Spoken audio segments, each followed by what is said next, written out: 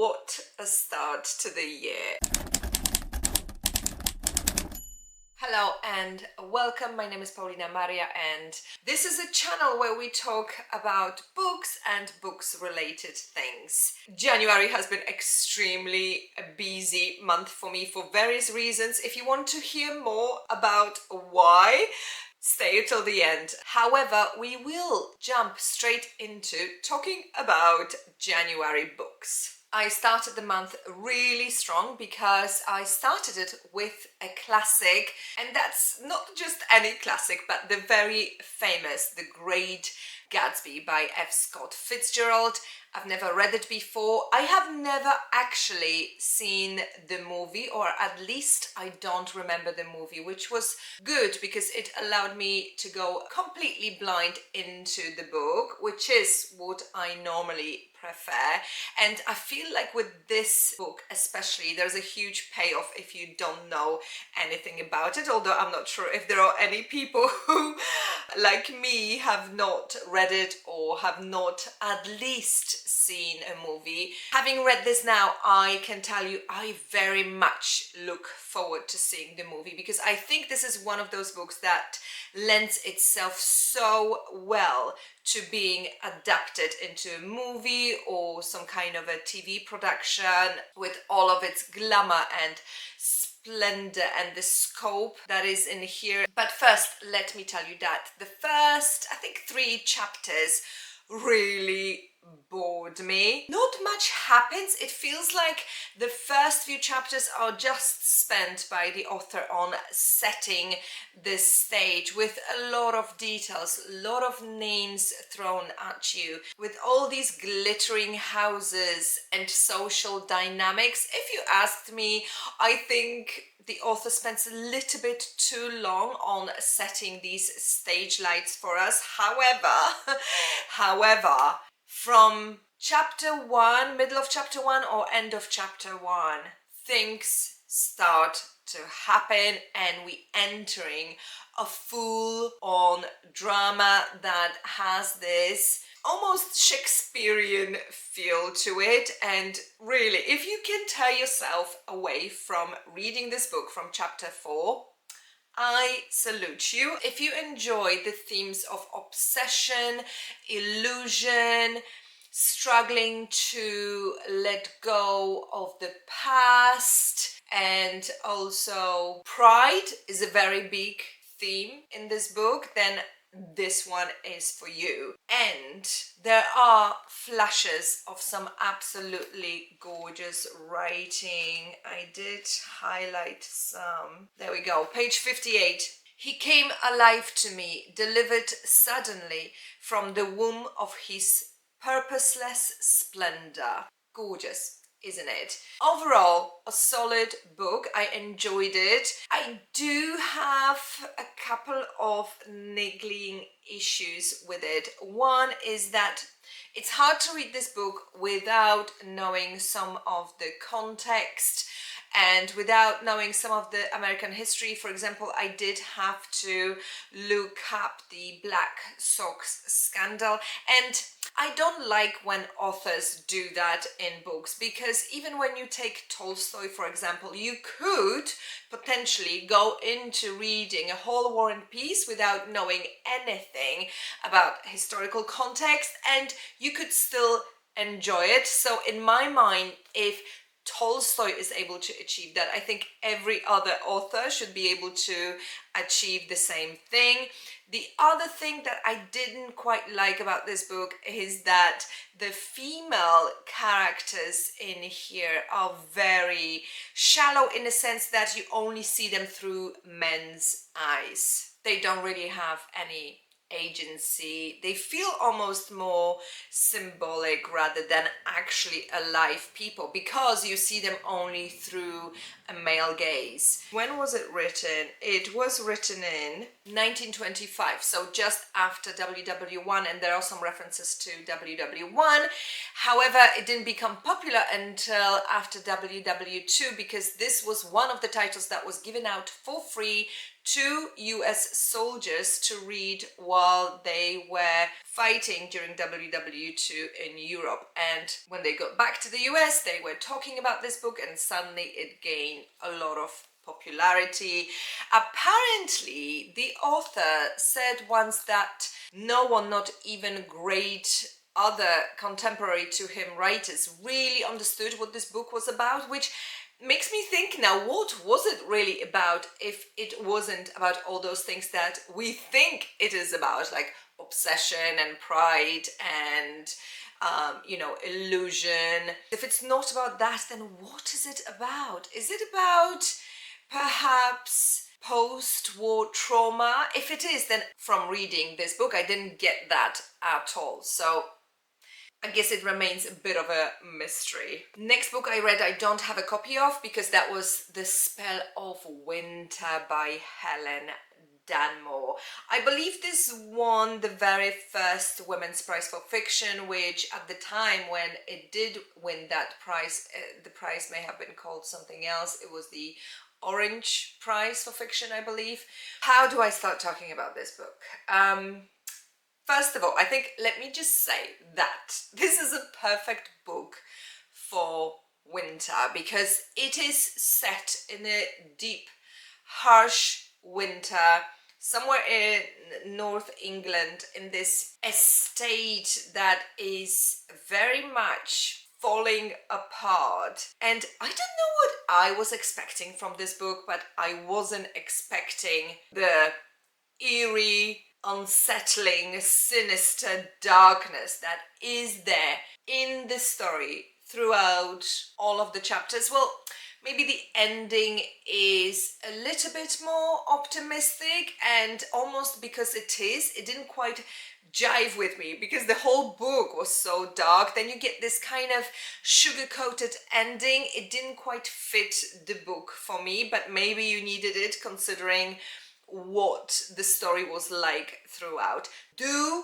look up some trigger warnings, okay? Because this book covers certain topics that are not very often covered in literature, and we follow basically this young girl who lives in a house, this almost what feels like abandoned house, with her grandfather and her brother. There are also a couple of servants. This is all just before WW1, and we are in England. The estate is surrounded by woods that play quite a key part in this story, the woods and the fields, and generally the nature.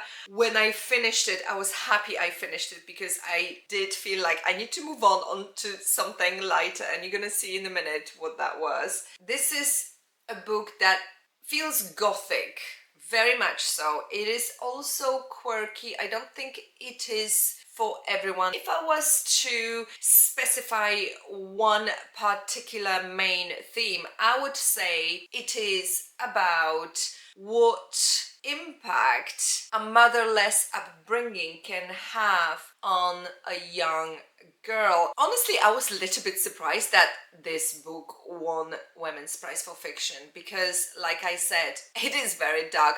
There's no question the writing is absolutely gorgeous. By the way, the reason why I don't have a copy is because I read it on my Kindle, and actually I wish I brought it with me, because I did highlight some of the pieces of the most beautiful prose. I will include it in the description below so you can have a look. So can I recommend this book? Yes, it is definitely an example of a beautiful literature, but just maybe get ready for some psychological ride. You will now understand why, after reading The Spell of Winter, I reached out for Agatha Christie's The Seven Dials, not least because there is a new Netflix adaptation, and for a change, I wanted to read the book first before watching the Netflix adaptation,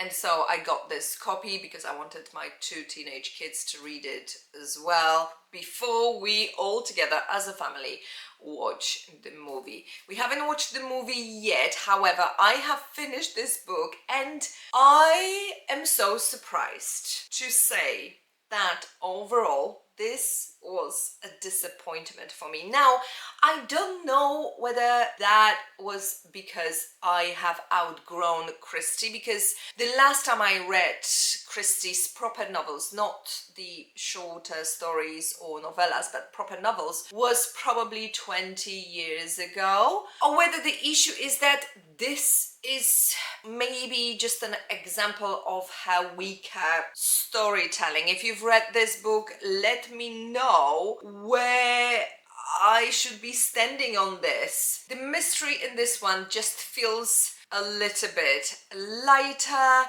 and the characters are not really fleshed out. They're just these sketches, but no one is really deep enough, if that makes sense.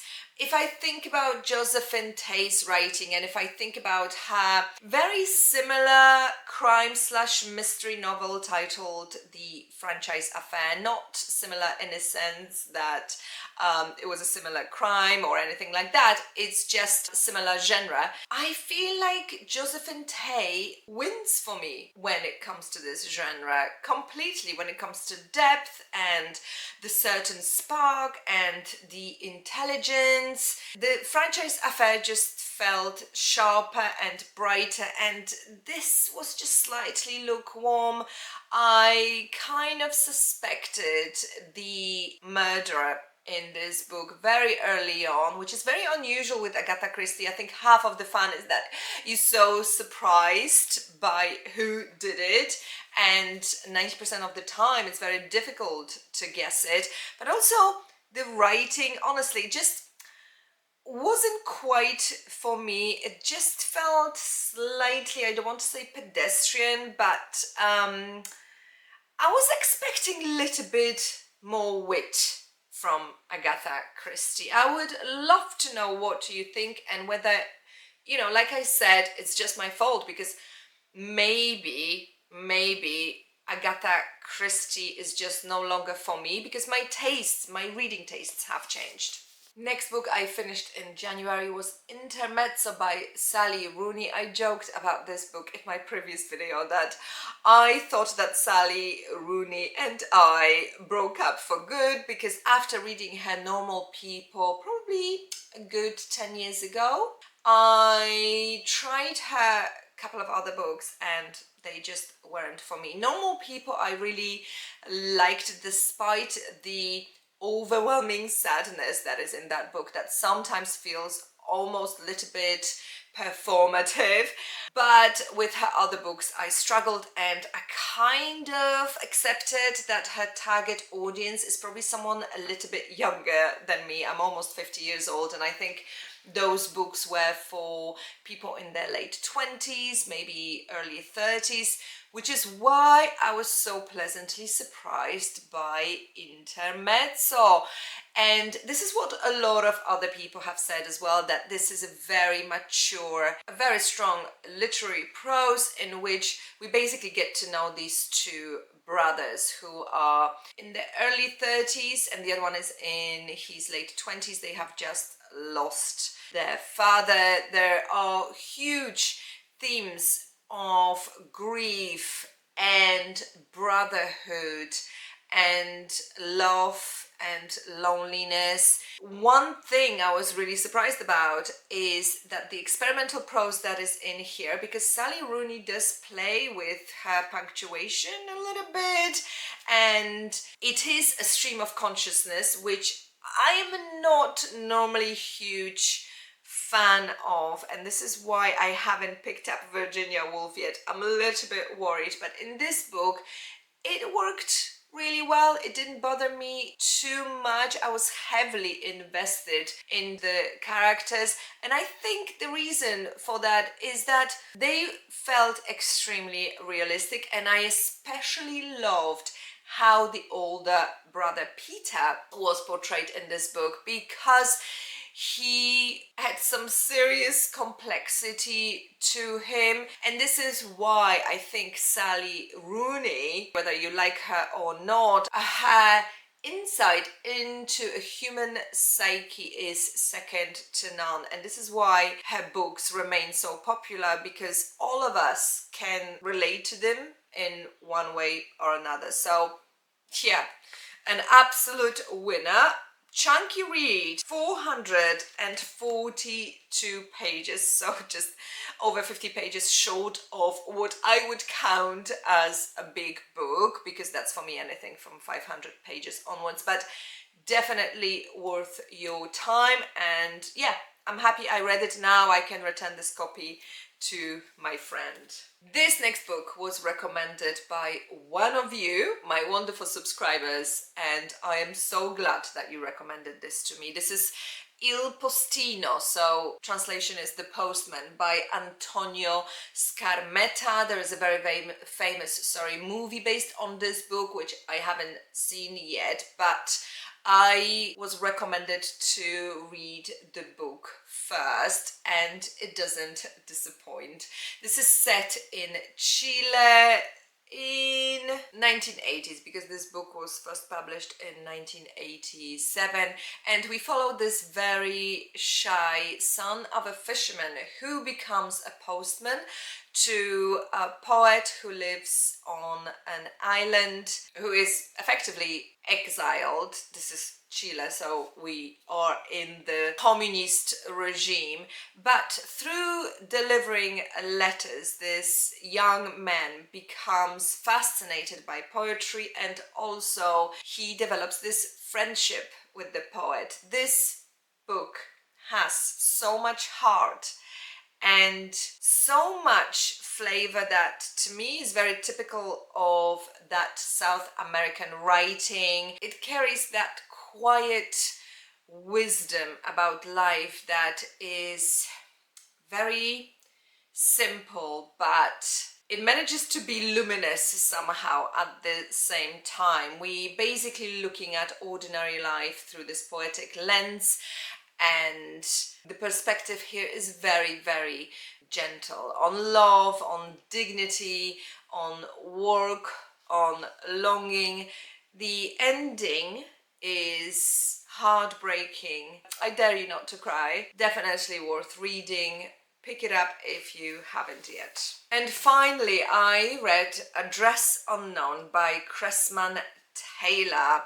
This is a classic, I think. It was published in 1938. I first heard about it through Blue Woods Books channel. She's Spanish and her channel is in Spanish, but I do try to watch her videos dubbed. I don't always get everything, but when she was talking about this book, I knew I had to pick it up, even though I didn't understand everything that she said, but she highly appreciated this. I knew I had to read it because this is in form of letters, and as you know, anything to do with letter writing I absolutely love. This is fascinating little read because this book is not very big. It's literally just letters between two German friends. One friend goes back to Germany. This is just before WW2. The other friend stays in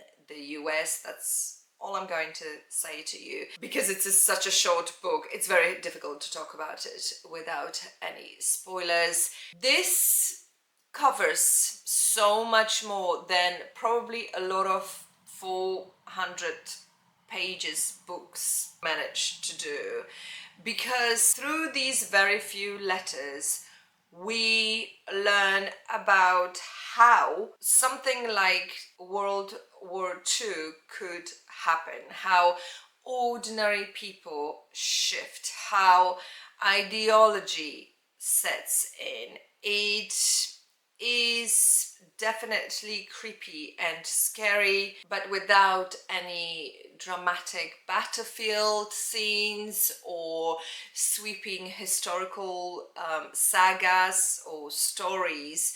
This book, almost through that restraint, is so powerful. It just shows you that the book doesn't have to be very long to hold a lot of power. I highly recommend it. As is the tradition, we have to have the word of the month. This is an unusual word that I find in one of the books that I've read, and I always like to talk to you about it. This month's word is prodigality.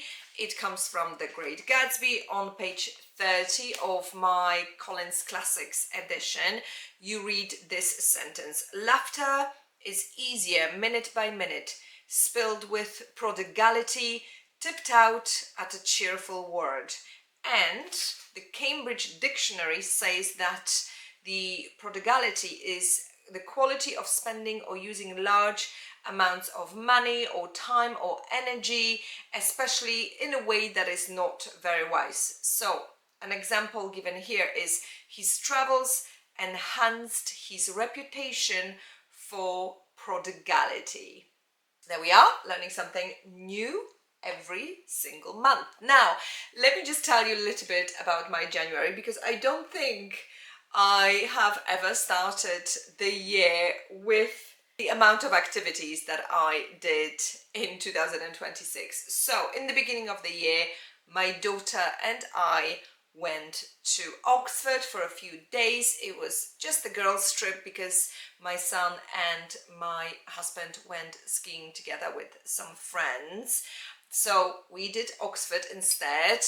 And after that, I got home. A week later, I went to Bologna. I have a video on this. The Bologna trip was a solo trip. I just went to relax a little bit and gain a new perspective and read and write, all of those wonderful things. Oh, and eat, of course. I ate a lot of delicious things. And then I got back, and a few days later I started a new full-time job. So it has felt very intense, and this is one of the reasons why I am filming in my garden shed with a very bad light, for which I apologize. I did what I could with what I had, but I don't have a choice much these days because I am out of the house 5 days a week at work, and so I have very limited time to film, and this may be a time to invest into a proper,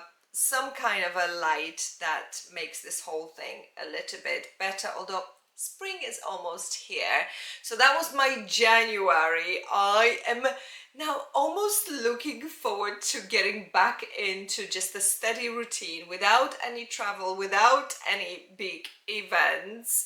Let me know how your January treated you, and let me know what books you read, and also if you got into some kind of a post-Christmas proper routine. I am still shaping mine a little bit. My biggest challenge is finding time to exercise. I have always loved exercising, and I always made sure that I incorporate it into my daily routine, but I have struggled this last month, and I've been avoiding, basically facing the fact that what I think I have to do is to get up earlier and exercise before I leave for work or go to the gym on the way to work.